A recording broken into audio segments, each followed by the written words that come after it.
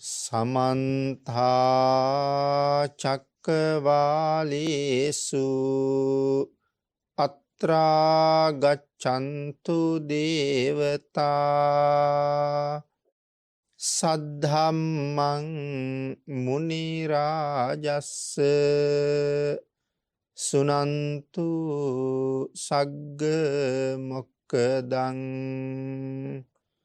ධම්මස්සවන කාලෝ අයං බදන්තා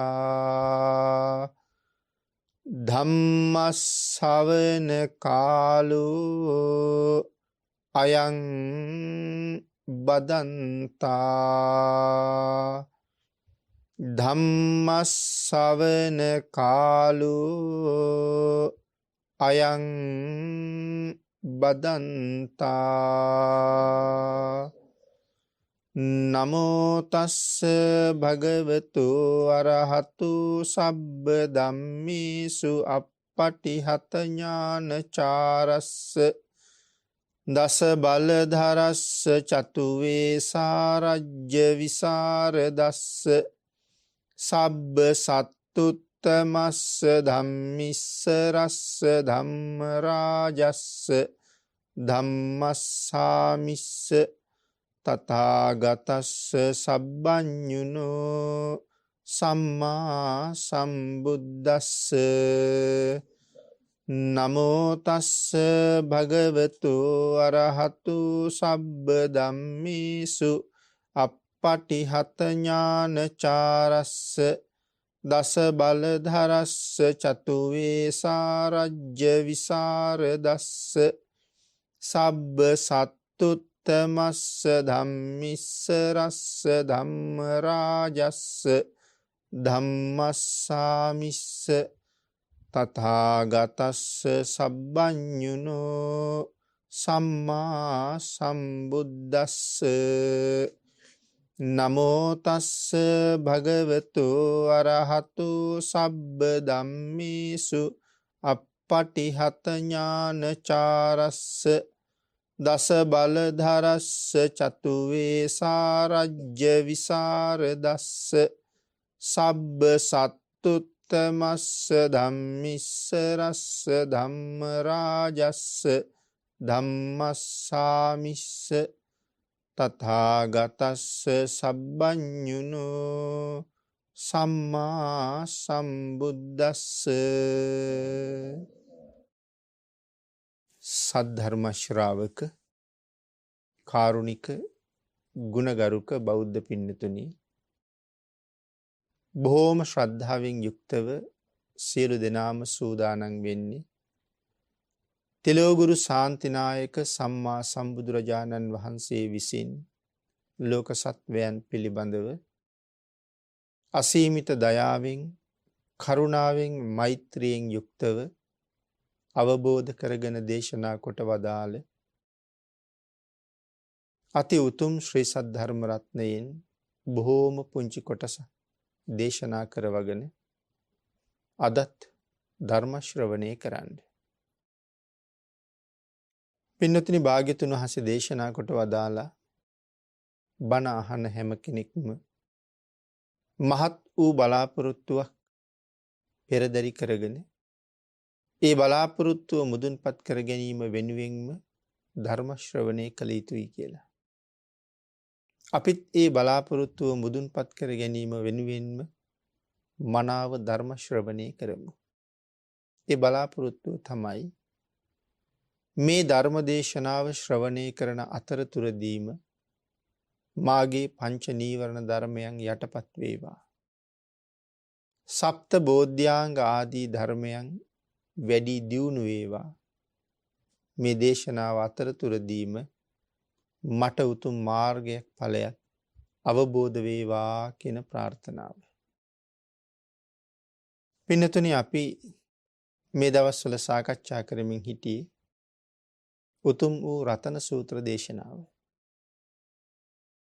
රතන සූත්‍ර දේශනාවෙන් සිදු කෙරෙන 7 වෙනි ධර්ම දේශනාව සඳහා තමයි මේ දායක පිරිස අද දායකත්වයේ ලැබලා දීලා තියෙන්නේ. අපි සාකච්ඡා කරමින් ඉන්නේ මේ උතුම් වූ සූත්‍ර දේශනාවේ දෙවෙනි ගාථා රත්නය. ඒ දෙවෙනි ගාථා රත්නය සාකච්ඡා කරන අතර අතිරේක කාරණාවක් අපි කතා කළා මේ සංවරය පිළිබඳව. සංවර විනයයි පහාන විනයයි කියලා භාග්‍යතුන් වහන්සේ කාරණා දෙකක් පැහැදිලි කරලා තියෙනවා. ඒ කාරණාව සඳහන් වෙන්නේ මජ්ක්‍ධිම නිකායේ. මේ සංවර විනය කියන්නේ මොකක්ද කියන කාරණාව අපි පහුගිය ධර්මදේශනාවෙන් සාකච්ඡා කළා. එතකොට පහාන විනය කියන්නේ මොකක්ද කියන කාරණාව කෙටියෙන් සිහිපත් කරමින් දෙවෙනි ගාථා රත්නේ ඉතුරු කොටස අපි අද සාකච්ඡා කරමු. සංවර විනය කොටස් 5කට බෙදලා තිබුණා. ඒ වගේම පහාන විනයත් කොටස් 5කට ඒ විදිහටම බෙදලා තියෙනවා. කෙනෙක් හරියටම සංවරයි කියලා කියන්න නම් මේ කාරණා 10න්ම යුක්ත වෙන්න ඕනේ කියලා තමයි සඳහන් කරන්නේ. එතකොට පහාන විනය කියලා කියන්නේ පළවෙනි කාරණාව තමයි තදංග පහානය. දැන් අපි නිතර අහලා තියෙන වචනයක් ඕක. හිතේ තියෙන ලෝභ, ද්වේෂ, මෝහ කියන අකුසල චෛතසික ධර්මයන් තදංග වශයෙන් යටපත් කරගෙන දන් දෙනවා කියන කාරණාව එහෙම අපි නිතර දන් දෙනකොට කතා කරනවා. එතකොට මේ තදංග වශයෙන් යටපත් කරනවා කියලා කියන්නේ ඒ මොහොතට යටපත් කරනවා කියන එකයි. කුසල් අපේ සිතේ උපදින වෙලාවට අකුසලයක් උපදින්නේ නැහෙනි. කුසල් සිතක් තියෙන වෙලාවට අකුසල් සිතක් උපදින්නේ නැහැ. නමුත් අපේ හිතේ කුසල් සිත් ඇති වෙන්නේ බොහොම කෙටි කාලයයි කෙටි වෙලාවයි. වැඩි කාලයක් අපිට ඇති වෙන්නෙම අකුසල් සිත්.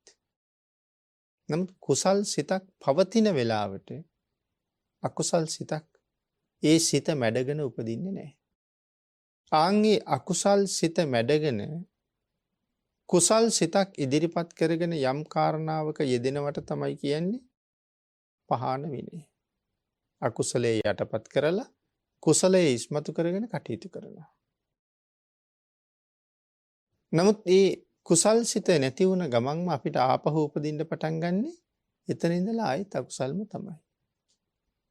ඊළඟට දෙවණියට සඳහන් කළා වික්කම්බන පහාන. මුල් එක තදංග පහාන, දෙවෙනි කාරණාව වික්කම්බන පහාන. වික්කම්බන පහානං කියලා කියන්නේ ධානවලට සමවැදුනහම ඒත් අකුසල් ප්‍රහාණය වෙනවා. යම් කෙනෙක් යම් ධානයකට සමවැදිලා ගත කරන්නේ යම් තරම් කාලයක්ද? අපි කියමු විනාඩි 15ක් ධානයට සමවැදුණා කියලා. ඒ විනාඩි 15 ඇතුලේ කිසිම අකුසල් සිතක් පහළ වෙන්නේ නැහැ. නැත්නම් පැයක් ධානයකට සමවැදුණා නම් ඒ පැය ඇතුලේ අපිට අකුසල් සිත් ඇති වෙන්නේ නැහැ. ඒ නිසා තමයි වික්කම්බන පහානං කියලා කියන්නේ. අකුසල් ඇති වෙන්නේ නැහැ ධානයේ තුල සමවැදිලා ඉන්න වෙලාවේ. තුන්වෙනියට සඳහන් කළා සමුච්ඡේද පහානං. ඒ කියන්නේ මාර්ග සිතෙන් ප්‍රහාණය වීම කියන කාරණාව. සමුච්ඡේද ප්‍රහානං. සම්පූර්ණයෙන්ම අකුසල් නැති කිරීම. ඒ චිත්ත පරම්පරාවේ ආයේ කවදාවත්ම අකුසල් සිතක් ඇති නොවන විදිහටම අකුසල් ප්‍රහාණය කරනවා. ඒකට කියනවා සමුච්ඡේද පහානං කියලා. පටිපස්සද්ධි පහානය.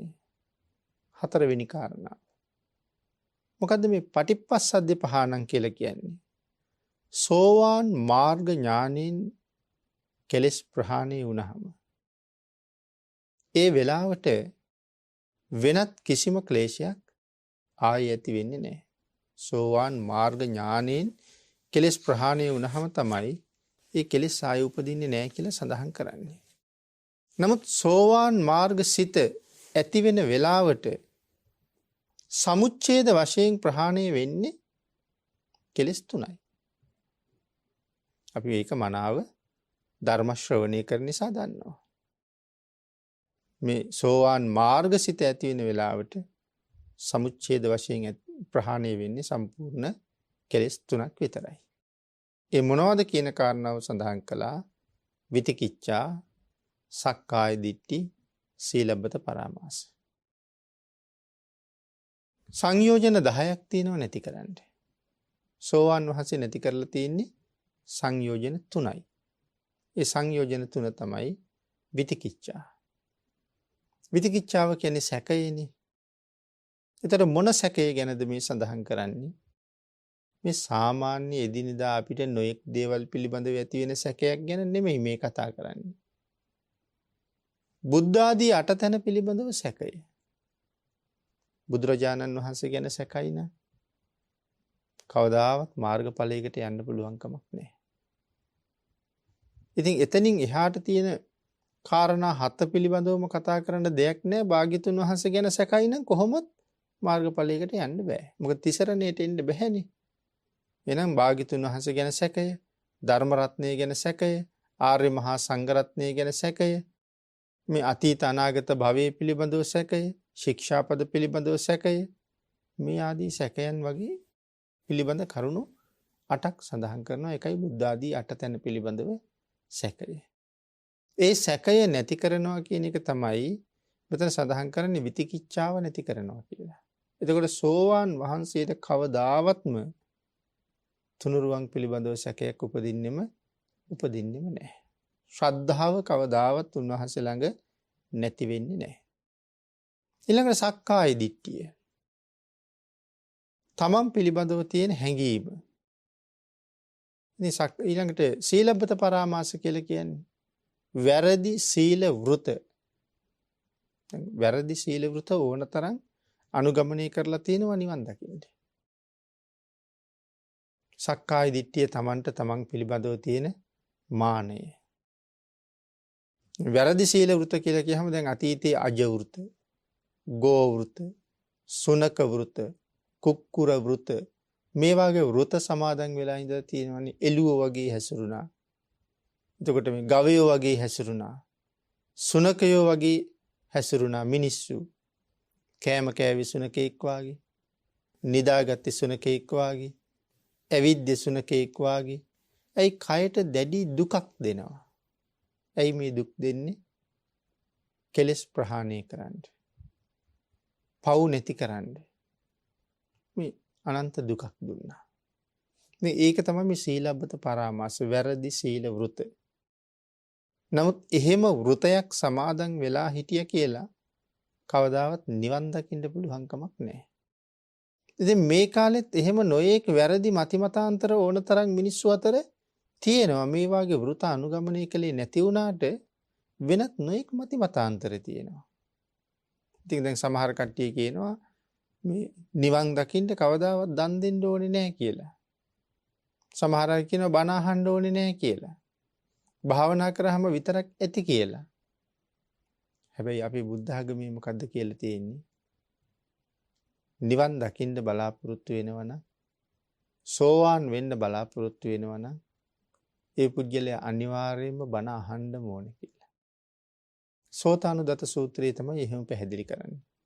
සෝවාන් වෙන්න නම් බණ අහන්න ඕනේ.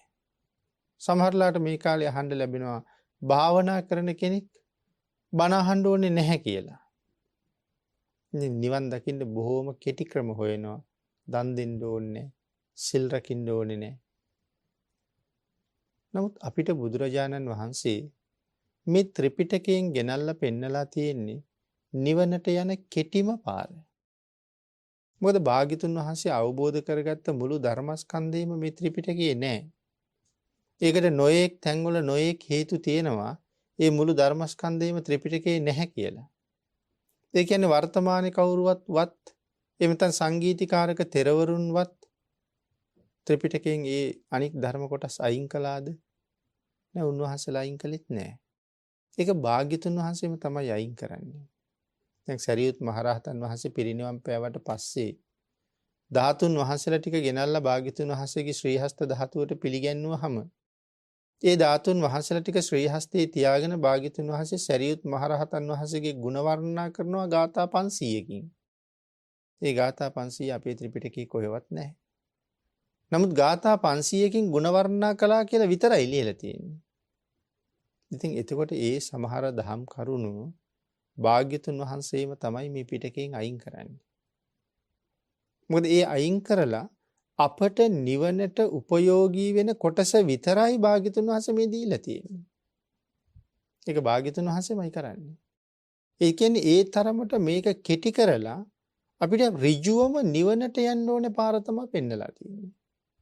හැබැයි භාග්‍යතුන් වහන්සේගේ කෙටි කිරීමට අමතරව වෙන මේ ලෝකේ කිසිම දෙවියෙකුට බ්‍රහ්මියෙකුට මාරයෙකුටවත් මේ දීලා තියෙන පිටකේ යලපිල්ලක්වත් අයින් කරන්න බෑ. මේක නිවනට යන කෙටිම පාර. හැබැයි මේ ලෝකේ වෙන කාටවත් මේක ඇතුලෙන් වෙනත් කෙටි පාරවල් නම් හොයන්න බෑ. එහෙම හොයන්න ගියොත් ඒක මිත්‍යා දෘෂ්ටියක් බවට පත් වෙනවා. කෙටිම පාර පෙන්නලා තියෙනවා. ඒතර අනුපූර්ව ප්‍රතිපදාවක් තියෙනවා මේ ශාසනයේ. මොකද්ද මේ අනුපූර්ව ප්‍රතිපදාවක් කියලා කියන්නේ? මේ නිවන සොයාගෙන යන ගමනේ යා යුතු පිළිවෙලක් තියෙනවා. දැන් අපි හිතන්නකෝ දැන් අපි දරුවෙක් කල්පනා කරනවා ඉංජිනේරුවරයෙක් වෙනවා මම කියලා. එතකොට ඉංජිනේරුවරයෙක් බවට පත් වෙන්න එයා පුංචි අවදියේ ඉඳලා යා යුතු පිළිවෙලක් තියෙනවනේ. සාමාන්‍ය පෙළ විභාගයේ පාස් කරලා එතන ඉඳලා ඒ සඳහා අවශ්‍ය අධ්‍යාපන කටයුතු කරලා එහෙම නේ ගමන යන්න ඕනේ. එහෙම නැතුව කෙලින්ම කෙනෙක් ගිහිල්ලා ඉංජිනේරු පීඨයට ඇතුල් වෙන තැනට වෙලා හිටියට කවදාවත් එයා ඇතුළට ගන්න නෑනේ. එයාට තියෙනවා මුල ඉඳලා එන්න ඕන ක්‍රමයක්. අන් ඒ වගේ මේ ශාසනෙත් අනුපූර්ව ප්‍රතිපදාවක් පෙන්වුවා. දානය, සීලය, භාවනාව මේ ආදී කරුණු පිළිවෙලින් සම්පූර්ණ කරගෙන මෙන්න ඕනේ. ඉතින් කාටවත් දානි අත්හැරලා මේ ගමනේ යන්න බෑ. නිවනට යන කෙනා ළඟ දානිය තිබිය යුතුමයි. මොකද මේ කෙලෙස් ප්‍රහාණය කරන්න යන ගමනක් නේ. එහෙනම් අත්හැරීම භාග්‍යතුන් වහන්සේ මනවින්ම සඳහන් කරපු තැනනේ දානය. ඉතින් කොහොමද ඒක අත්හැරලා අපි අත්හරින්නේ? ඉතින් ඒ හින්දා නමුත් මේ ශාසනය ඇතුලේ කෙටි ක්‍රම කාටවත් වෙන හොයන්න බෑ. භාග්‍යතුන් වහන්සේ පෙන්නපු ක්‍රමයෙන්ම තමයි ඒ ගමන යන්න ඕනේ. ඊට පස්සේ අපේ බුදුරජාණන් වහන්සේ මේ කාරණා ටික දක්වලා තමන්ගේ ජීවිත කාලය තුල මේ සංයෝජන තුන හැර, ඒ කියන්නේ සෝවාන් වහන්සේ සෝවාන් වෙනකොට නැති කරපු මේ සංයෝජන තුන හැර තවත් වෙනත් කෙලෙස් උන්වහන්සේගේ හිතේ ඇති වෙන්නේ නැහැ කියලා කොතනවත් කියලා නැහැ. සංයෝජන 10ක් තියෙනවානේ. නැත්තටම නැති කරන්නේ සංයෝජන 3යිනේ. ජීවිත කාලේ නොඑක් අවස්ථාවන් වල තමන් ප්‍රහීනේ නොකල සංයෝජන තමන්ගේ හිතේ උපදින්න පුළුවන්. ආන් ඒ නිසා විශේෂයෙන් සඳහන් කරනවා ඵල සමාපත්තියක් හැටියට සෝවාන් ඵල සමාපත්තියට සමවැදුනහම එවන් වෙලාවටත් ඒ හිතේ ක්ලේශයක් ඇති වෙන්නේ නැහැ කියලා. සෝවාන් ඵල සමාපත්තියට සමවැදුනහම. අපි මුලින්ම කතා කරන්නේ සමාපatti සුවයෙන් වැඩ ඉන්න වෙලාවේ කුසල් සිත් මිතක් අකුසල් සිත් නැහැ කියලා. ඊළඟට සඳහන් කළා ඒ ප්‍රහාණයට පටිපස්සද්ධි ප්‍රහාණයයි කියලා කියනවා. ඊළඟට අවසාන කාරණාව නිස්සරණ ප්‍රහාණය. නිර්වාණයෙන් ලැබෙන ප්‍රහාණයට කියනවා නිස්සරණ ප්‍රහාණය කියලා. පින්නතිනි ඉතින් මේ හැම ප්‍රහාණයක්ම තියෙන්නේ කාටද? මේ කතා කරපු සියලුම ප්‍රහාණයන් තියෙන්නේ අපට නෙමෙයි. මාර්ගඵලලාභීන්ටමයි. ආර්යයන් වහන්සේලාටමයි. මේකම ප්‍රහාණයක්වත් අපට නැහැ. අන්න ඒ නිසා සංවරයි කියලා කියනවනේ. මේ සංවර විනය පහාන විනය කියන කාරණා දෙකේ කතා කරපු කරුණු 10ම යමෙක් ළඟ තියෙනවා නම් අන්න ඒ පුද්ගලයාට තමයි සංවරයි කියලා කියන්න පුළුවන්. ඉතින් එහෙම කල්පනා කරලා බලහම අපි ඔක්කොම තවම අසංවරයි. සංවර වෙනවා කියන එක සුළුපටු කාරණාවක් නෙමෙයි කියන කරුණ දැනගන්න ඕනේ එතකොට. ඊළඟට බුදුරජාණන් වහන්සේ සඳහන් කරපු මේ රතන සූත්‍ර දේශනාවේ දෙවනි ගාථා රත්නය. මම කිව්වා අපි ඒක සාකච්ඡා කරමින් හිටියේ. ඒ අතර අතිරේක කාරණාවකට ඇවිල්ලා තමයි මේ මජ්ක්‍ධිම නිකායේ තියෙන මේ කාරණාව ඉස්මතු කරගත්තේ. අපි ආයේ යමු භාග්‍යතුන් වහන්සේ මොනවද මේ දෙවනි ගාථා රත්නයෙන් සඳහන් කරලා තියෙන්නේ. විශේෂයෙන් දෙවනි ගාථාවේ කතා කරන්නේ ධර්ම ශ්‍රවණය කිරීම පිළිබඳව. දෙවියන් ඇතුළු රැස් වෙච්ච ප්‍රජාවට මේ ධර්මයේ මනාව අහන්න කියන කාරණාව තමයි භාග්‍යතුන් වහන්සේ දේශනා කර ඉන්නේ. තස්මාහි භූතානි සාමේත සබ්බේ මෙත්තං කරෝත මානුසියා පජාය. දිවාච රත්තෝච හරන්තියේ බලින්. ඉතින් භාග්‍යතුන් වහන්සේ සඳහන් කරනවා මේ දිවා රෑ දෙකේම දෙවියන්ට නොයෙක් පුද පූජා පවත්වන මිනිස්සු ඉන්නේ. ඒ මිනිස්සුන්ට අනුකම්පා කරන්න කියලා. ඉතින් භාග්‍යතුන් වහන්සේ සඳහන් කරනවා දෙවියන් නිතරම දෙවියන්ට දේශනා කරන්නේ තමන් විඳින සැපය. දෙවියෝ කියලා කියන්නේ මිනිස්සු වගේ සැප විඳින පිරිසක් නෙමෙයිනේ. මිනිස්සුන්ට කවදාවත් තමන්ගේ ජීවිතේ තේරෙන්නේවත් නැහැ දෙවියෙක් විඳින සැප කොහොමද කියලා. ඒ තරම් අසීමාන්තික සැපක් දෙවියෙකුට තියෙනවා. එතකොට දැන් දෙවියෝ බණ අහන්න මෙතෙන්ට රැස් වෙලා ඉන්නේ ඒ සියලුම සැප අත්හැරලා. සියලු සැප අත්හැරලා මේ ඇවිල්ලා ඉන්නේ. ඉතින් ඒ නිසා සඳහන් කරනවා එහෙම ඇවිල්ලත් මේ දේශනාව එක වචනයක්වත් අතහරගන්නේ නැතුව අහන්න කියලා. විඳින සුවය අත්හැරලා මෙතෙන්ට ආවේ බණ අහන්න නම් එක වචනයක්වත් අත්හරින්න එපා කියලා කියන්නේ. එක වචනයක්වත් අත්හරින්න නැතුව මනාවම ධර්ම ශ්‍රවණය කරන්න. ඊළඟට සඳහන් කරනවා යම් කෙනෙක් තමන්ට යම් පාඩුවක් කරගන්නවද? දැන් මෙතෙන්ට ඇවිල්ලා බණ අහන්නෙත් නැතුව ඉන්නවා නම් ඇත්තටම තමන්ට තියෙන පාඩුවක්මයි. එයි සැප විඳින එකත් අත්හැරලා ආවා. ඉතින් සැප විඳින්න නැති එකත් පාඩුයි. ඉතින් සැප විඳින්න නැතුව මෙතෙන්ට බණ අහන්න ඇවිල්ලා ඉතින් බණ අහන්න නැතුව ඉන්නවා නම් ඒකත් පාඩුයි. එක්කෝ එතෙන්ට වෙලා සැපය විඳින්න ඕනේ නැත්තම් මෙතෙන්ට ඇවිල්ලා ධර්මය අහන්න ඕනේ. ඉතින් ඔය දෙකම නැතුව ඉන්නවා කියලා කියන්නේ දෙපැත්තෙම පාඩුයි. එහෙනම් තමන්ගේ ජීවිතේට එහෙම පාඩුවක් කරගන්නේ නැතුව මනාව මේ ධර්මය සියල්ලෝම කන් යොමා අහන්න කියලා බුදුරජාණන් වහන්සේ දේශනා කරනවා. හැම කෙනෙක්ම කන් යොමලා ඒ ධර්මයේ මනාව අහන්න. ඒ ධර්මයේ ඇහුවොත් හැබැයි කවදාවත් පාඩුවක් නෑ. බණ අහපු කෙනෙකුට කවදාවත් පාඩුනා කියලා සඳහන් කරලා නෑ. ලාභයක්මයි එතන තියෙන්නේ. අංගින්සා ස්වභාවයෙන්ම සතුටු සිත් ඇතුවම තමන්ව මනාව පිහිටවා ගැනීම සඳහා භාග්‍යතුන් වහන්සේගේ ධර්මයේම ශ්‍රවණය කරන්න කියලා මේ රතන සූත්‍රයේ විස්තර කරන තැන භාග්‍යතුන් වහන්සේ මනාව පැහැදිලි කරනවා. ජීවිතයේ ඊටාම යහපත් ආකාරයෙන් පවත්වා ගැනීම සඳහා යෝනිසෝ මනසිකාරයෙන් කෙලෙස් නැති කිරීම සඳහා සිහියෙන් ඉන්න සකසලා අහන්න. මොකද්ද යෝනිසෝ මනසිකාරය කියලා කියන්නේ? එළඹ සිටි සිහිය. මේ ගත වෙන හැම මොහොතක් පාසාම මනාව සිහියෙන් ඉන්න ඕනේ. Tamanට මොනවද හිතෙන්නේ? නැත්නම් මට මේ වෙලාවේ උපදින්නේ අකුසල් සිතක්ද කුසල් සිතක්ද? ඒ නිසා වහාම අකුසල් සිත හඳුනා ගන්න ඕනේ. හඳුනාගත්ත ගමන්ම ඒ අකුසලයෙන් වහාම බැහැර වෙන්න ඕනේ. එහෙම නැති වුණොත් අපේ හිත ඒ අකුසලයට එක්ක බැඳෙනවා.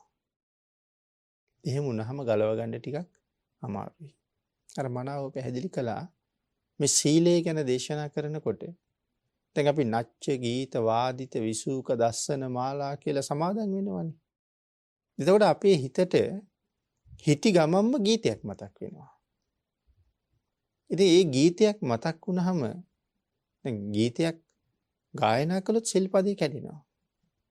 නමුත් ගීතයක් හිතට ආවා කියලා සිල්පදේ කැඩෙන්නේ නැහැනේ. ක්‍රියාත්මක වෙන්න එපයි. නමුත් මම කටින් කියන්නේ නැහෙනි කියලා සමහරලාට හිතින් මිමිනෙන්න ගීතයක් ආපුවා එහෙම වෙනවා.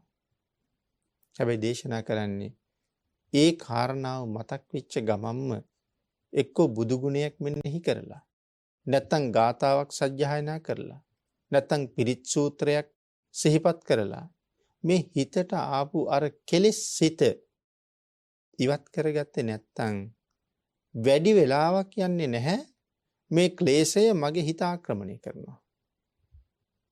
මටත් නොදැනීම මගේ කටින් මේ ගීතේ මෙමිනෙනවා. ඒත් එක්කම මගේ සිල්පදේ පළුදු වෙනවා. ආන් ඒක නිසා තමයි වහාම ඒ කෙලෙස් සිත බැහැර කරගන්න කියලා කියන්නේ. එතකොට මෙතනත් සඳහන් කරනවා මනාව තමන්ව මේ ධර්මයේ සකසලාම අහන්න. යෝනිසෝ මනසිකාරයෙන්ම අහන්න. ඒ කියන්නේ ක්ලේශයක් ආපු ගමම්ම අකුසලයක් ආපු ගමම්ම ඒක මනාව හඳුනගන්න. ඒක නැති කරලා ධර්මයේ මහන්න. බුදුරජාණන් වහන්සේ ඊළඟට සඳහන් කරනවා ඊ타ම සිහියෙන් සත්පුරුෂයෝ ගෞරව සහිතව ඇසුරු කරමින් සත්පුරුෂයන්ගේ වචන මනාව තමන්ගේ ජීවිතයට අරගන්න කියලා. මනසට අරගන්න කියලා. සත්පුරුෂෝ ඇසුරු කරන්න කියන්නේ ගෞරව සහිතව. මොකද සත්පුරුෂයා ගැන කරුණු පැහැදිලි කරනකොට බොහෝ කාරණා භාග්‍යතුන් වහන්සේ පැහැදිලි කළා. යමක් යමෙකුට කියලා දෙනවනම් ගෞරව සහිතව කියන දෙන දේ අහන කෙනෙකුට කියලා දෙන්න ඕනේ. අනිත් එක සත්පුරුෂයෝ ඇසුරේ හිටියා කියලා සමහරලාට සත්පුරුෂයෝ ඇවිල්ලා අපිට කරුණු කියලා දෙන්නේ නැහැ බලෙන්. ඉගෙන ගන්න උවමනාව තියෙන්න ඕනේ අපිට. ඒ නිසා අපි සත්පුරුෂයන් හොයාගෙන ගිහිල්ලා අපට අනුකම්පා පිණිස මේ කාරණාවත් පැහැදිලි කරලා දෙන්න කියලා අපි සත්පුරුෂයන්ගෙන් අහන්න ඕනේ. මොකද එහෙම නැතුව අපි සත්පුරුෂයා කියලා දෙන්න ගියාට ඒ පුද්ගලයාට අහන්න උවමනාවක් තියෙනවද නැද්ද දන්නේ නැහැ. ඒකෙන් වෙන්නේ එක පැත්තකින් තමන් වෙහෙසෙනවා. තමන්ගේ ආධ්‍යාත්මික සුඛය වෙනුවෙන් කරගන්න තියෙන කාලය තමන්ට අහිමි වෙනවා. සමහර වෙලාවට ශ්‍රද්ධාව නැති අයගේ දෝෂ දර්ශනයටත් බඳුන් වෙනවා. ඒ නිසා අපි තමයි ගිහිල්ලා මනාව අවශ්‍ය දේ ඉගෙන ගන්න ඕනේ. ඒ නිසා සත්පුරුෂයන් හොයාගෙන ගිහිල්ලා ගෞරව සහිතව සත්පුරුෂයන් ඇසුරු කරමින් ඒ වචන ඉගෙන ගන්න ඕනේ කියලා මෙතන සඳහන් කරන්නේ. ඉන් පසුව සඳහන් කරනවා මතක තියාගන්නත් ඕනේ වචනේ තේරුම් ගන්න උත්සාහ කරන්නත් ඕනේ. ඉතින් පින්නතනි මේ කියන්නේ සෝතානුදත සූත්‍රයේ බණ අහන්න දේශනා කරපු ක්‍රමයමයි මේ සඳහන් කරන්නේ. මොකද මනාව අහන්න ඕනේ. සුතා දතා අහන ධර්මයේ හොඳට මතක තියාගන්න ඕනේ. වචසා ಪರಿචිතා වචනේම ප්‍රගුණ කරන්න ඕනේ. ඒ කියන්නේ බණ අහන්න ගියහම වචනයක් ගානේ අහන්න කියන කතාවයි මේ කියන්නේ. එතකොටනේ භාවනාවක් වෙන්නේ. දැන් මේ වචනේ ශ්‍රවණය කරලා ඊළඟ වචනේට ඊළඟට එහෙම්මම කන් දෙන්න ඕනේ. ඊළඟ වචනේට කන් දෙන්න ඕනේ. දැන් මේ වචනයක් ගානේ කන් දෙනකොට වෙනත් සිතුවිල්ලකට යන්න ඉඩක් නැහැ. අනිත් කාරණාව තමයි වචනේ බණ අහනවා කියන එක. පින්නතුනි එතකොට තමයි ධර්ම රසය දැනෙන්න පටන් ගන්න. දැන් සබ්බ රසං ධම්ම රසං ජිනාති. බණක් අහනකොට ගීතයක් අහනවා වගේ අපිට දැනෙන්නේ නැහැ. මොකද ගීතයකට අපි කැමති අපේ කෙලෙස් වැඩි නිසා. නමුත් බණක් අහන එක ඊට වඩා බොහොම රසවත් කියලා දේශනා කළේ වෙන කවුරුවත් මේ භාග්‍යතුන් වහන්සේනේ. හැබැයි ඒ රසය ඉස්මතු වෙලා දැනෙන්න මේ වචනයක් ගානේ ප්‍රගුණ කරන්න ඕනේ. අපි සංසාරේ ප්‍රාර්ථනා කළ යුත්තේත් එහෙමනේ. නිර්මල පර්යාප්තිය අසන්නෙම්වා නිර්මල පර්යාප්තිය දරන්නෙම්වා අර්ථ පිරික්සන්නෙම්වා මේ විදිහට අර්ථය මෙනෙහි කර වචනයක් ගානේ අහනවා. ඒක එහෙම ලැබෙන්න කියලා තමයි ප්‍රාර්ථනා කරන්න ඕනේ. ඒ නිසා මෙතන දේශනා කරන වචනයක් ගානේ අහන්න. හතරවෙනි පියවරේදී කියනවා මනසානුපෙක්ඛිතා. තමන්ගේ භාෂාවට පරිවර්තනය කරගන්න තියෙන්නේ ඊට පස්සේ. ඉතින් මෙතන කියන හැටියට නම් මුල් පියවරවල් තුනම පාලියෙන් කරන්න ඕනේ.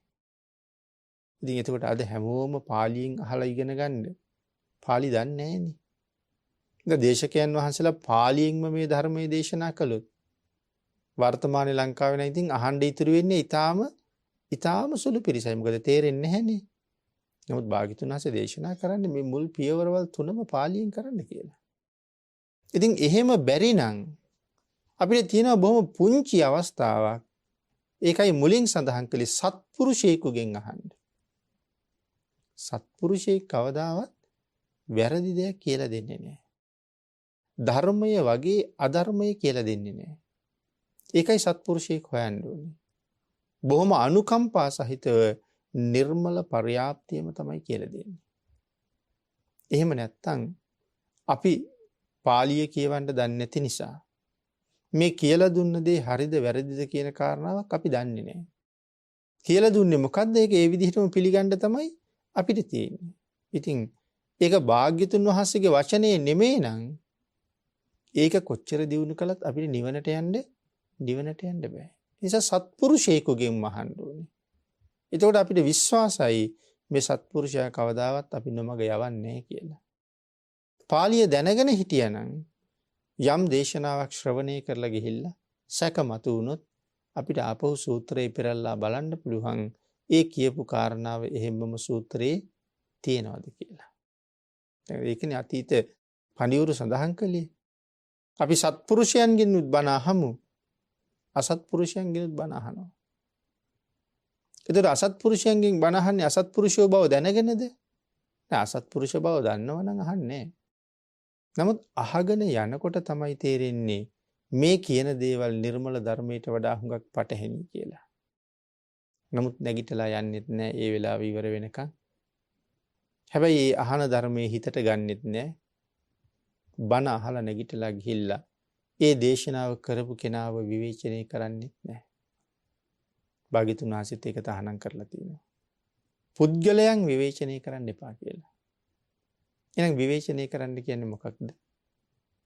ඔවුන් කියපු වැරදි ධර්ම කාරණාවට පහර දෙන්න කියනවා. ඒ කියන්නේ හැකිතරම් සමාජයේ නිවැරදි කරන්න කියනවා.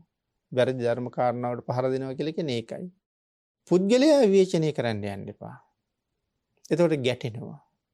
ද්වේෂය උපදිනවා. මටත් නොදැනීම මාව විනාශ වෙනවා. අර යෝනිසෝ මනසිකාරය කියන එක මගෙන් ඈත් වෙලා ගිහිල්ලා. මොකද මට අකුසල් වෙනවා මටම තේරෙන්නේ නැහැ. ඒක පුද්ගලයා විවේචනය කරන්න යන්න එපා.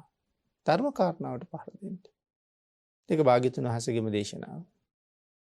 ඉතින් ඒ නිසා ඒ අතීත අය සඳහන් කරනවා අපි අසත්පුරුෂයන්ගෙන් අහනවා. හැබැයි අසත්පුරුෂ ධර්මයේ බැහැර කරනවා. සත්පුරුෂයන්ගේ ධර්මයේ පිළිගන්නවා. ඉතින් ඊළඟට අවසානයේ සඳහන් කළා වචනයක් ගානේ අහනකොට ඊළඟට හතරවෙනි පියවරේ තමන්ගේ භාෂාවට පරිවර්තනය කරගන්නකොට සත්පුරුෂයන්ගෙන් අහලා මනාව දැනගෙන තමන් දැන ඉගෙනගත්ත ධර්ම කාරණාවට අනුව ප්‍රඥාවෙන් විනිවිද දකින්න තුරුම සසරින් මිදෙන තුරුම සත්පුරුෂයන්ගේ වචන මනාව අහන්න කියලා. ඒක සඳහන් කළේ ප්‍රඥාවෙන් විනිවිද දකින්න තුරුම. ඒ කියන්නේ මේ ධර්මයේ තුලින් මේ ලෝකයේ විදර්ශනාත්මකව දකින්න පුළුවන් වෙන්න ඕනේ. භාග්‍යතුන් වහන්සේ දේශනා කරපු කාරණාව අපි කියමු දුකයි කියලා. දැන් දුකයි කියලා කියහම දැන් රැස් වෙනවා කියලා කියන්නේ දුකක් නේ. දැන් දුක ඕන පැත්තකට කතා කර හැකි. යමක් රැස් කරගන්නවා කියලා කියන්නේ දුකක්.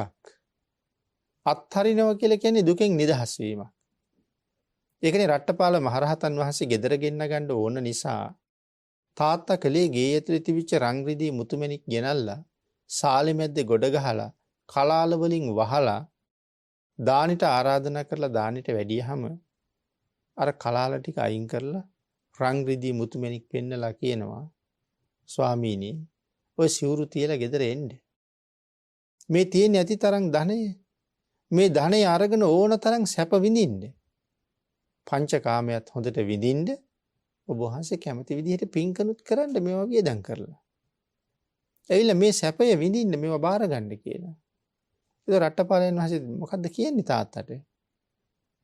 තාත්තට කියනවා ගෘහපතිතුමනි ඔබ කැමති සැප විඳින්නද? ඔබ කැමති සැප විඳින්න නම් මේ ඔක්කොම කරත්තවල පටවගෙන ගිහිල්ලා ගඟ මැද්දේ හලලා එන්න කියලා. සැප කැමති නම් මෙව ගඟ මැද්දේ හලලා එන්න. නැතුව කවදාවත් මෙව ගොඩ ගහගෙන සැප විඳින්න හිතන්න එපා කියලා කියන්නේ. ඇත්තටම මහ ලොකු බරක්නේ. සුළුපටු බරක් නෙමෙයි තියෙන්නේ මහ ලොකු බරක්. ඒක රකින්න ඕනේ. ආරක්ෂාව සපයන්න ඕනේ. ආරක්ෂා කරන්න සමහරලාට ගබඩා හදන්න ඕනේ. ඒ වගේ අල්මාරි හදන්න ඕනේ. රැකවල් යොදන්න ඕනේ. මේ සුළුපටු කරදර ගොඩක්ද තියෙන්නේ. දැන් මේ ටික නොතිබ්බනම් ඒ කිසි ප්‍රශ්නයක් නැතුව මේ සියල්ලට යොදන කාලය අපායෙන් මිදෙන්න යොදන්න පුළුවන්. දැන් මේවත් එක අපායටනේ යන්න වෙන්නේ. එයි හොරු ගන්නවා, සේවකයෝ ගන්නවා, කෙලෙස් උපදිනවා, ඔවුන් සමග ගැටෙනවා, හිරේ විලංගුවේ දාන්න හිතෙනවා, පහර දෙන්න වෙනවා. දැන් මේක පරිස්සම් කරන්න ගිහිල්ලා. ඉතින් ඒ වගේ මේ දුකක්ම තමයි තියෙන්නේ ඉතින් මේ දේවල් නිසා. ඒතකොට දුක කියලා කියහම මේ මම අරගෙන ආපු දේ මං හම්බ කරගත්ත දේ නිසා මං පිටිපස්සෙන් කොහොමද දුක ඇවිල්ලා තියෙන්නේ? ධර්මානුකූලව ඒක මනාව විමසන්න ඕනේ. ඒකයි කියන්නේ ප්‍රඥාවෙන් විනිවිද දකින්න ඕනේ මේක. හැම කාරණාවක්ම ප්‍රඥාවෙන් දකින්න ඕනේ. නිකන් හිතන්නේ ගෙදරට සුරතල් සතෙක් ගේනවා කියලා. මාළු ටිකක් මාළු ටැංකියක් ගෙනල්ලා තියාගන්නවා කියලා. ඉතින් බොහොම සතුටින් තමයි මේක කරන්නේ. නමුත් ඊට පස්සේ මූණ පාණ්ඩ සිද්ධ වෙන ගැටලු ගොඩ. අපි කියමු කුරුල්ලෝ ටිකක් අරන් ආවා කියලා. අරන් එනකොට හිතුන්නේ නෑනේ මේක මහ පව් කන්දරාවකට මුල පිරීමක් කියලා. දැන් බලන්න දැන් අපි ඕන තරම් ඔය දැකලා තියෙනනේ මේ කුරුල්ලෝ ඉන්න තැන්වල ඒගොල්ලෝ කොච්චරවත් ඉන්නේ අර කම්බි කූඩුව හපහප. ඒ හපන්නේ එළියට යන්න. නමුත් එයාලගේ ජීවිතේම ඒක ඇතුලේ කූඩු වෙලා ඉන්නවා මිසක් අපි සත්තු සිව්පාවන්ගෙන් ආරක්ෂා කරලා කෑම ටික ළඟට දීලා මල පහ කරන්නෙව්වා ඉන්න තැන නැතුව පල්ලෙහාට වැටෙන්න ඉඩ හදලා ඒ සියල්ලම සුද්ධ කරගෙන ඒ අයට අවශ්‍ය සියලුම සැප සම්පත් දීගෙන හිටියත් ඒකක්වත් ඒගොල්ලන්ට වටින්නේ නැහැ. නිදහසේ ගිල්ලෙන්න තියෙන එක තමයි. නමුත් මේ කොටු කරගෙන ඉඳීම තුළ මටත් සංසාරේ කී කාලයක් මේ වාගේ හිර වෙලා ජීවත් වෙන්න වෙයිද? දැන් ඕක කවදා හරි ධර්ම කාරණාවකින් ඉගෙන ගත්තාම බය හිතෙනවා. දැන් ඒතකොට දැන් මේ කුරුල්ලෝ නිදහස් කරන්න හිතෙනවා. දැන් ඔන්න ආයේ ප්‍රශ්න ගානකට මූණ පාන්න සිද්ධ වෙනවා. මේගොල්ලෝ කවදාවත් එළිය ඇවිදලා නැහැ. අනික් කුරුල්ලන්ට පුරුදු නැහැ. අනේ නිදහස් කරාම අනික් සතු මේ මරාගෙන කයිද? එහෙනම් දැන් අරින්නත් බෑ. අරින්න නැතුවත් බෑ. දැන් ආයේ ප්‍රශ්න ගොඩක්. ඔය මාළු හදන අයටත් ওই ප්‍රශ්නෙම තියෙනවා. දැන් ගෙදර තියාගන්න හිතෙන්නේ නැහැ. ගඟට වැවට මුහුදට ගෙනහිල්ලා දාන්නත් බෑ. මොනවා වෙයිද දන්නේ. නමුත් කල්තියම්ම මුලින්ම මේ කාරණාව හිතන්න ඕනේ. ඒකයි කියේ ප්‍රඥාවෙන් විනිවිද දකින්න ඕනේ. ධර්ම ශ්‍රවණය කරලා ඒක විනිවිද දකින්න ඕනේ. එතකොට තමයි තේරෙන්නේ මේක කොහොමද වෙන්නේ කියන කාරණාව. අන්න එහෙම දකින්න පටන් ගත්තට පස්සේ අපි පැටලෙන හුඟක් තැන් ලෙහා ගන්න පුළුවන්. ඒකයි මෙතන සඳහන් කරන්නේ ප්‍රඥාවෙන් විනිවිද දකින්න තුරුම සසරින් මිදෙන තුරුම සත්පුරුෂයන්ගේ වචනය මගදී අත්හරින්නේ නැතුවම මනාව ඒ උදෙසා ඒ ඔස්සේ කටයුතු කරන්න පුරුදු වෙනකම්ම මේ කාරණාව ඉතා විශේෂයෙන් අහන්න ඕනේ. විශේෂයෙන් මතක තියාගන්න ඕනේ. මේක ජීවිතයේ විශේෂ කාරණාවක් බවට පත් කරගන්න ඕනේ කියලා සඳහන් කරනවා. නමුත් පින්නතුනි අපේ ත්‍රිපිටකය කොයිතරම් මනාව අපිට කරුණු පෙන්වලා දීලා තිබුණා. ඊටාම සෙවුම් තැන් මනාව ඔප්නම් වල මතු කරලා කියලා දීලා තිබුණත් සමහරලාට සමහර කෙනෙක් Tamanට ගැළපෙන දේ විතරයි බාරගන්නේ. මේ ධර්මයේ අපිට හැමතැනම ගැළපෙන්නේ නැහනේ. මොකද අපේ කෙලෙස් වලටනේ අපි කැමති. ඒ කෙලෙස් වලට විරුද්ධවයි භාග්‍යතුන් වහන්සේගේ ධර්මයේ තියෙන්නේ. නමුත් හුඟක් අය ඉන්නේ Tamanට ගැළපෙන්නේ නැත්නම් ප්‍රතික්ෂේප කරන්න. Tamanට ගැළපෙන්නේ නැත්නම් චෝදනා කරන්න. චෝදනා කරලා විවේචනය කරනවා ප්‍රසිද්ධිය. මට ගැළපෙන්නේ නැති හින්දා. නමුත් ධර්මයේ මොකද්ද? භාග්‍යතුන් වහන්සේ කොහොමද දේශනා කළේ? මූලාශ්‍රය කොතනද තියෙන්නේ කියන කාරණාව හොයන්න කවුරුත් යන්නේ නැහැ. ඒ හින්දා අපිට ගැළපෙන විදිහට භාග්‍යතුන් වහන්සේ ධම්ම දේශනා කරලා නැහැ. භාග්‍යතුන් වහන්සේ ධර්මයේ දේශනා කළේ සත්වයාට සසරින් මිදෙන්න කටයුතු කරන්න ඕනේ කොහොමද කියන කාරණාව පැහැදිලි කරන්න. අන් ඒ නිසා ඒ නිර්මල ධර්ම පරියාප්තියම හැම වෙලාවෙම ජීවිතයට අරගෙන මනාව අහලා මතක තියාගෙන දරන්න කියන කාරණාව භාග්‍යතුන් වහන්සේ දේශනා කරනවා. රතන සූත්‍රයේ පළවෙනි ගාථාවෙන් සඳහන් කළා සක්කච්ඡ සුනන්තු භාසිතං. මනාව සකසලා සුනන්තු කියන්නේ අහන්න. මේ දේශනාව මනාව අහන්න. සක්කච්ඡ සුනන්තු භාසිතං. මේ කාරණාව පෙන්눔 කරන්න තමයි යස්මා මම භාසිතං නාමාති දුල්ලභං කියලා දේශනා කරන්නේ. අට කතාවේ සඳහන් කරන්නේ. යස්මා මම භාසිතං නාමාති දුල්ලභං. මොකද්ද මේ භාග්‍යතුන් වහන්සේ සඳහන් කරන්නේ? යම් හේතුවකින් මගේ වචනේ නම් අති දුර්ලභද. ඒ භාග්‍යතුන් වහන්සේම සඳහන් කරන්නේ. මේ භාග්‍යතුන් වහන්සේගේ භාෂිතය මේ තරම් දුර්ලභයි කියලා කියන්නේ ලෞතර බුදුරජාණන් වහන්සේලා ලෝකේ පහළ වෙන්නේ අතිශයින්ම කලාතුරකින්. බුද්ධ පාදෝච දුර්ලභා කියලා සඳහන් කළේ. භාග්‍යතුන් වහන්සේගේ උපත අතිශයින්ම දුර්ලභයි. සඳහන් කරනවා මහා කල්ප අසංඛ්‍ය ගණනක් ගෙවිලා යනවා. ලෝකයේ බුද්ධ ශූන්‍යයි.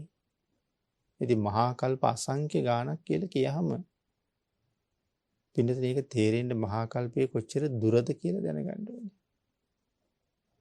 කෙටියෙන් නම් සමහර දේශනාවල් වල පැහැදිලි කරලා තියෙනවා. මහා කල්පයක් ඇතුලේ අන්තර් කල්ප කියලා පුංචි කල්ප 256ක් තියෙනවා. මහා කල්පයේ ඇතුලේ අන්තර් කල්ප 256ක් තියෙනවා. එතකොට එක අන්තර් කල්පයක තියෙන මනුස්ස වර්ෂ ගාන අපේ බාහිර ධර්ම ග්‍රන්ථවල සඳහන් කරලා තියෙනවා. අසංඛ්‍ය 86 ලක්ෂ 40000. අන්තර් කල්පයක තියෙන අවශ්‍ය මනුස්ස වර්ෂ වලින් අසංඛ්‍ය 86 ලක්ෂ, ඒ කියන්නේ 1.140 ඒවා 86 ලක්ෂ 40000ක් අන්තර් කල්පයකට අවශ්‍යයි. ඒ වාගේ අන්තර් කල්ප 256ක් මහා කල්පයේ ඇතුළේ තියෙනවා. ඒ 256න් සමන්විත කොටසට තමයි මහා කල්පය කියලා කියන්නේ. එතකොට එවන් මහා කල්ප අසංඛ්‍ය ගණන් ගෙවෙනවා. ලෝකේ නමුත් බුදුරු පහළ වෙන්නේ නැහැ. ඒ තරම් භාග්‍යතුන් වහන්සේගේ උපත ලෝකෙට දුර්ලභයි. දැන් මේ මහා භද්‍ර කල්පේ නම් භාග්‍යතුන් වහන්සේලා 5 නමක් පහළ වෙනවනේ. ඒ කියන්නේ අන්තර් කල්පෙන් අන්තර් කල්පෙට පහළ වුණා. දැන් සිව් නමක් පහළ වෙලා ඉවරයි. මෛත්‍රී භාග්‍යතුන් වහන්සේ විතරක් පහළ වෙන්නේ ඉන්නවා. ඒ පහළ වෙන්නේ ඊළඟ අන්තර් කල්පේ. සඳහන් කරනවා මෛත්‍රී භාග්‍යතුන් වහන්සේ පහළ වෙන්න තව කොච්චර කල් තියෙනවද කියන එක. දැන් ඊළඟ අන්තර් කල්පේ ගියම සමහර අය හිතාගෙන හිට අනිද්දා වගේ කියලා. එහෙම නෙමෙයි. අපි දිව්‍ය ලෝකෙම ඉපදුනොත් මේ ජීවිතෙන් පස්සේ දෙව්ලොව ඉපදිලා එතන ඉඳලා භාග්‍යතුන් වහන්සේ පහළ වෙනකන් උපදින්නේ දෙව්ලොවම නම් දෙවියන්ගේ ආයුෂය අඩුම දිව්‍ය ලෝකයේ ආයුෂ අවුරුදු 90යි, වැඩිම දිව්‍ය ලෝකයේ ආයුෂ අවුරුදු මනුස්ස වර්ෂයෙන් 921 කෝටි 60 ලක්ෂයි. මේ ආයු තියෙන මේ අතර දිව්‍ය ලෝකවලම ඉපදුනත් අපි කෝටි ප්‍රකෝටි ගාණක් දෙව්ලොවම උපදිනවා කියලා කියන්නේ මෛත්‍රී භාග්‍යතුන් වහන්සේ පහළ වෙනකොට. කෝටි ප්‍රකෝටි ගණන් දෙවියන් අතරෙම උපදිනවා. ඒ කියන්නේ එච්චර කල් තියෙනවා මෛත්‍රී භාග්‍යතුන් වහන්සේ පහළ වෙන්නේ. දැන් හිතන්නකෝ මේ මිනිස්සුන්ගේ ආයුෂය ගෙවෙනවනේ 10ට යනකම්. දැන් අපේ පරමායුෂ මේ වෙනකොට තියෙන්නේ 100ත් 120ත් අතරේ. අපි ජීවත් වෙන්නේ 80ක් 75ක් 60ක්. එහෙම ජීවත් වෙන්නේ. නමුත් පරමායුෂය තියෙන්නේ 100යි 120යි අතරේ. මේ වෙනකොට තියෙන්නේ එහෙම. ඒතර මේක දැන් 10ට අඩු වෙන්න එපේ. 10ට අඩු වෙලා ආයේ ක්‍රමක්‍රමයෙන් වැඩෙන්න ඕනේ 1.140ට. ඒ කාලේ මිනිස්සුන්ගේ ආයුෂ 1.140ක කියන්නේ දෙවියන්ට වඩා අවශ්‍යයි. 10 ඉඳලා 1.140ට අපේ ආයුෂය වැඩි වෙන්න ඕනේ. වැඩි වෙලා එතනින් පස්සේ ආයේ අඩු වේගෙන ඇවිල්ලා මිනිස්සුන්ගේ ආයුෂ අවුරුදු ලක්ෂයක් වෙන කාලෙ වෙනකොට තමයි මෛත්‍රී භාග්‍යතුන් වහන්සේ පහළ වෙන්නේ. ඉතින් මේක මේ අසංකේයයට වැඩි වෙනවා කියලා කීවට මේ එක දිගට වැඩි වෙවි යනවා නෙමෙයි. අවුරුදු 10 ජීවත් වෙන කෙනා අවුරුදු 20ක ආයුෂය ලබන කාලෙ වෙනකොට සමහරලාට 10යි 20යි අතරේ අවුරුදු 100 ගාණක් ගෙවෙනවා. 20ට වැඩි වෙනකොට. අපේ ආයුෂත් මේ අඩු වෙනවා කියලා එකපාර අඩු වෙනව නෙමෙයිනේ. ඉතින් ආය අවුරුදු 100 ගාණක් යනකොට තමයි මිනිහෙක්ගේ ආයුෂ අවුරුදු 30ක් වෙන්නේ. ඔය අතර කාලේ අවුරුදු 100ක් හමාරක් ගෙවෙනවා. මේ දල වශයෙන් කියන්නේ ඊට වඩා වැඩි වෙන්නත් පුළුවන්. ඉතින් කොහොම ගිහිල්ලා යසංකේයයට යන්න ඕනේ. ඉතින් එහෙම ගිහිල්ලා ආය ලක්ෂයට අඩු වෙනවා කියලා කියන්නේ මොකද දැන් අසංකේයයට ගියා කියලා කියන්නේ මිනිස්සුන්ගේ පිනත් වැඩිනේ. ඉතින් පින් වැඩි කාලෙට මිනිස්සුන්ගේ ආයුෂ අඩු වෙනවත් අඩුයිනේ. දැන් මිනිස්සුන්ගේ අකුසල් වැඩි වෙන්න තමයි ආයුෂ බොහොම වේගෙන් පිරිහින්නේ. ඉතින් එහෙම ඒ කියන්නේ ඒ තරම් කාලයක් තියෙනවා තව. ඉතින් ඒ කාලයේ සේවෙතත් මෛත්‍රී භාග්‍යතුන් වහන්සේගෙන් පස්සේ සඳහන් කරලම තියෙන්නේ මහා කල්ප අසංකේයයක් බුද්ධ ශූන්‍යයි කියලා. දැන් මොනතරම් අඳුරු අගාධයක්ද කියලා. මේ ඉන්නේ මොනතරම් හරි තීරණාත්මක තැනක අපි ඉන්නේ. බැරි වෙලාවත් මේ ජීවිතෙන් අවීචියට ගියොත් මෛත්‍රී භාග්‍යතුන් වහන්සේගේ හොළඟවත් හම්බෙන්නේ නැහැ අපිට. එද මේ මිනිස්සුන්ගේ පරමායුෂ අවුරුදු 100 120 තියෙන කාලේ අපි අවීචියට ගියොත් අන්තර්කල්පයේ අවීචී ආයුෂය ඊළඟ අන්තර්කල්පයේ 100 120 කාලේ තමයි අපි අවීචියෙන් ගොඩ වෙන්නේ. ඉතින් මෛත්‍රී භාග්‍යතුන් වහන්සේ පහළ වෙන්නේ මිනිස්සුන්ගේ පරමායුෂ ලක්ෂේ කාලේ. ඉතින් මිනිස්සුන්ගේ ආයුෂ 100 කාලේ වෙනකොට ඒ ශාසනය ඉවර වෙනවා. ඉතින් මගේ ඇරුණොත් එහෙම අය මහා කල්ප අසංකේයයක් බුද්ධ ශූන්‍යයි. ආන් එහෙම හිතලා මේක හොඳට වැඩ කරගන්න තියෙන කාලයක්. හැම වෙලාවෙම හිතන්න ඕනේ මට තව පොඩි කාලයයි තියෙන්නේ කියලා. දැන් ලෝකේ මේ දේවල් ඇරෙන්නේ තව ඉස්සරහට නොයෙක් කොයිතරම් ව්‍යසනයයිද? ආපු වෛරස් වලට වඩා බරපතල වෛරස් ඉස්සරහට එන්න බැරි නෑනේ. ඉතින් මේ වගේ නොයෙක් අතිරේක හේතු ඇවිල්ලා ජීවිතේ විනාශ වෙන්න පුළුවන්. ඒ නිසා එහෙනම් වහවහ ලහිලහියේ මේ තියෙන අවස්ථාවෙන් ප්‍රයෝජන ගන්න එක තමයි කරන්න ඕනේ. ඒකයි භාග්‍යතුන් වහන්සේ දේශනා කරන්නේ මගේ වචනේ හරි දුර්ලභයි. ඒ කියන්නේ භාග්‍යතුන් වහන්සේගේ වචනය හරි දුර්ලභයි මනාව අහන්න. අට්ටක් කන පරිවජ්ජිතස්ස කනස්ස දුර්ලභන්තා ධර්මය අවබෝධ කළ නොහැකි කාල 8ක් තියෙනවා කියලා සඳහන් කළා. අපි කියන්නේ නොකල් 8ක් තියෙනවා කියලා. නොකල් 8න් මිදුන සත්වයාට මේ නිවන් මඟ බොහොම පහසුයි. හැබැයි අපි ඉන්නේ නොකල් 8න්ම මිදිලා. ඒ නිසා මේ වෙලාවේ යමක් කරගන්න බැරි වුණොත් ඒක අපේම අවාසනාව මිසක් කවදාවත් ඒක අපේ යහපතක් වෙන්නේ නැහැ. නොකල් 8න්ම මිදිලා ඉන්නේ අපි.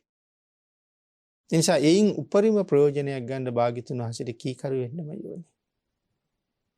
ඒ නිසා ලෞතර බුදුරජාණන් වහන්සේ දේශනා කරපු ධර්ම මාර්ගයට කීකරු වෙලා මේ සංසාරේ හැබෑ ස්වභාවයේ ධර්මයේ තුලින් ශ්‍රවණය කරලා දැන ඉගෙනගෙන මේ සංසාරේ කෙරවල කරන්න වීරිය වඩන්න නොසැලෙන ශ්‍රද්ධාවක් ජීවිතේ ගොඩනගා ගන්න මේ ලැබිච්ච අවස්ථාව ප්‍රයෝජනෙට ගන්නත් භාග්‍යතුන් වහන්සේගේ ආශිර්වාදයෙන් අපට ශක්තිය ධෛර්යය වාග්ය වාසනාව උදා වේවා කියලා ප්‍රාර්ථනා කරමු. පින්නතුනි අද ධර්මදේශනාවේ දායකත්වයේ දරනු ලබනවා ඩී.එස්. නානායක්කාර මහත්මයා දූදරුවන් ඇතුළු ඥාති හිත මිත්‍රාදීන් විසින් සහභාගී වන සියලු දෙනාගේ නමින් මිය පරලෝ ගිය දෙමව්පියන් ඇතුළු ඥාති මිත්‍රාදීන්ට මේ උතුම් කුසල් අනුමෝදන් වේවා. සහභාගී වන සියලු දෙනාටම නිදුක් නිරෝගී භාවය ප්‍රාර්ථනා කරන අතර සුජීවත්ව සිටින දෙමව්පියන්ට නිදුක් නිරෝගී බව දේශකයන්න් වහන්සේට නිදුක් නිරෝගී භව.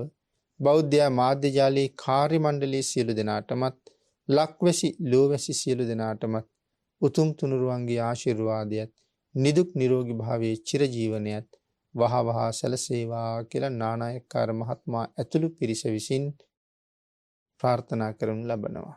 ඒ පින්වත් පිරිස පුණ්‍යානුමෝදනා කළ මව්පියන් ඇතුළු සියලු දෙනාටම පින් අනුමෝදන් වේවා. ආශිර්වාද කළ සියලු දෙනාටම රත්නත්‍රී ආශිර්වාදයෙන් නිදුක් නිරෝගී භාවයේ සැලසේවා. ප්‍රාර්ථනීය බෝධියෙන් සැප සහිත ප්‍රතිපදාවෙන් ඊටම ඉක්මන් භවයක අමා මහ නිවනින් සැනසෙන්න මේ උතුම් සද්ධර්ම දානානිසංසයත් ශ්‍රවණානිසංසයත් පාරමිතාවක් වේවා කියලා ප්‍රාර්ථනා කරමු. ආකාසට්ඨා ච බුම්මට්ඨා දේවා නාග මහිද්దికා පුඤ්ඤන්තං අනුමෝදිත්වා චිරං රක්ඛන්තු ලෝක සාසනං දේවෝ වස්සතු කාලේන සස්්‍ය සම්පatti හේතුච පීතෝ භවතු ලෝකෝ ච රාජා භවතු ධම්මිකෝ.